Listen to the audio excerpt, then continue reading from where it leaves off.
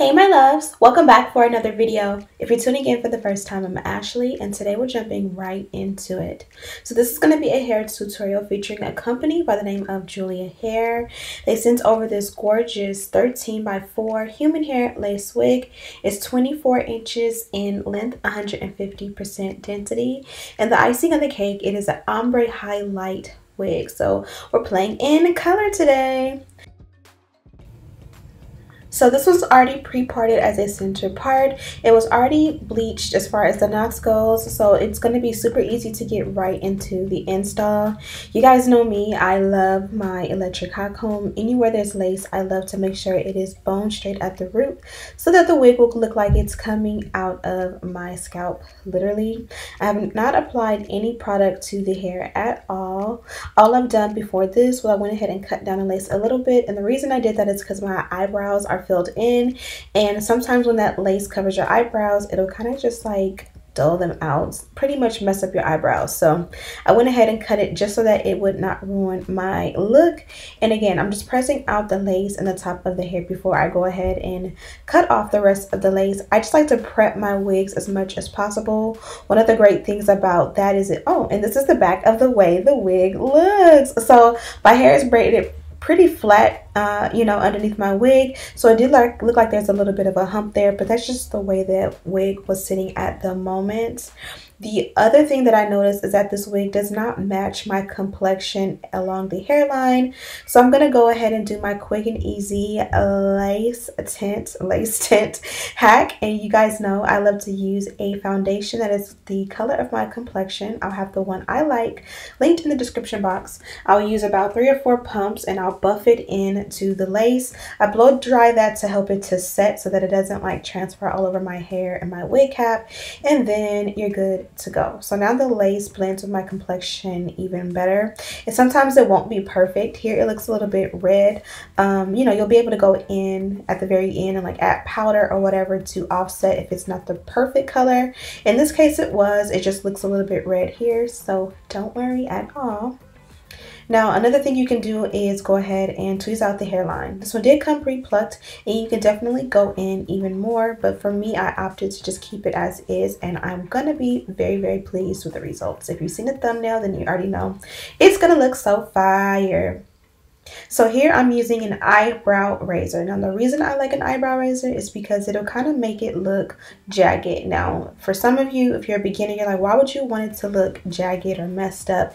It's because that lace, when it's like a blunt straight cut, it's a little bit easier to see it. Like if somebody's standing in front of you and the lace is perfectly straight cut, it's just easier to see it. So you want to be as unclockable as possible, and that's why we use the eyebrow razor. I still will use the scissors as well, but this is just a different option to help with the slayage. So now we're bonding the wig down. I know you guys are wondering, like, why am I applying so much of the same spray? The spray does dry pretty fast, and you want to make sure that it gets everywhere and that it bonds really, really, really good. So I like to spray a good amount, and as you guys can see, I kind of chase it with the rag because you don't want it to drip all over your face. It will ruin your makeup. It will dry hard and kind of irritating. So I kind of just will clean up as I go, but I do want a good amount to be there because this is not a glue. This is actually hairspray, like a holding spray. So it really has to be, like a nice thick coat to really, really, really get the wig to lay down and stay. I'm going to chase that with a blow dryer, and the reason to use a blow dryer is because it seals it in. Now, in the beginning of my YouTube career, when I first started learning how to do my own wigs, I never, ever, ever used a blow dryer, mainly because I had small kids and I didn't want to wake them up because typically I film when they're asleep. And once I realized the huge difference in using a blow dryer, specifically this one that I'm using here, it was a game changer. Like, I act like I don't even know how to bond a wig without a blow dryer anymore, because literally it feels like it vacuum seals the wig on your head. So if you're having trouble with bonding your wigs down, especially when you're using a holding spray like Got to Be Glued spray, use a blow dryer and it will change your life. Now I'm going to make sure that it sets. So I'm going to just take a piece of elastic. I'm going to tie it around the hairline, and usually you can use this, or you can use a scarf, or you can use styling strips, and you pretty much just put it there, and then you can blow dry on top of that, or you can go ahead and, you know, continue to style the rest of your wig just to make sure that that hairline is super flat, super blended, super melted, and it's going to lay down super nice. Even when it comes to like taking your showers or going to sleep, it's a good idea to use this method with the elastic band to help the wig to stay in place. Just a quick little tip, and you can find the elastic like at Walmart and stuff. I'll have some linked in the description box. Now I'm going in with that same old electric hot comb, and you guys can see how nice the hairline looks already. I'm going to go ahead and use a little bit of product and make a little bit of baby hair, because you guys know I just can't live without it. This time I'm going to do something a little bit different and just do baby hair along the sides as well as some sideburns, and then we're going to come back and cut and curl the hair.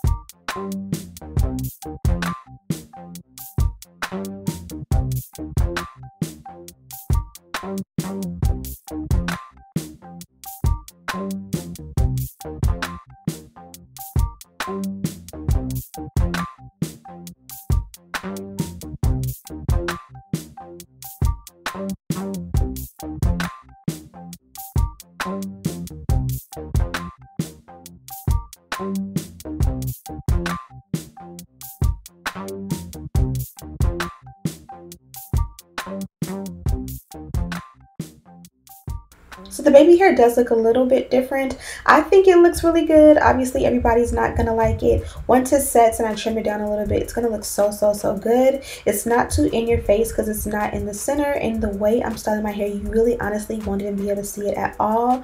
But I really like it. And I've been trying different ways to do my baby hair, just, you know, to perfect them all.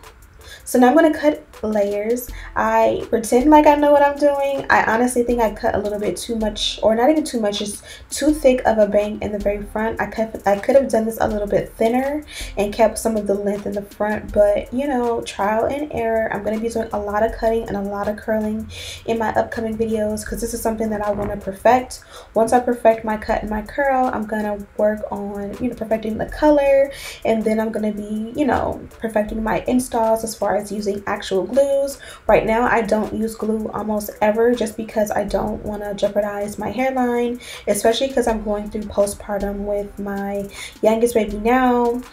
2 years ago I went postpartum. I had postpartum hair loss with my 3-year-old, and before that I had postpartum hair loss with my now 5-year-old. So my hairline has been through enough, and that is why I don't put any glue at all. But again, I still want to perfect it and learn it so that I can teach it to you guys. So here I am just doing some curls. I'm doing them forward towards you guys, literally just practicing. I really didn't want curls. Honestly, I just wanted to add some body to it, and that's why I really didn't care about you know, the size of the curls or how long I left the curling iron on the hair. I literally wanted to add body, and I think I did a decent job. I definitely will go back in and do some smaller curls, some tighter curls to perfect the look. But again, I just wanted to add some body and some fullness to the hair. This one is 150% density. I believe it may be 180. Check the description box to be 100% certain on which one I have, but I just kind of felt like it wasn't too thin, but I still just wanted a little bit more va-va-voom, and adding layers all throughout as well as some curls definitely did the trick.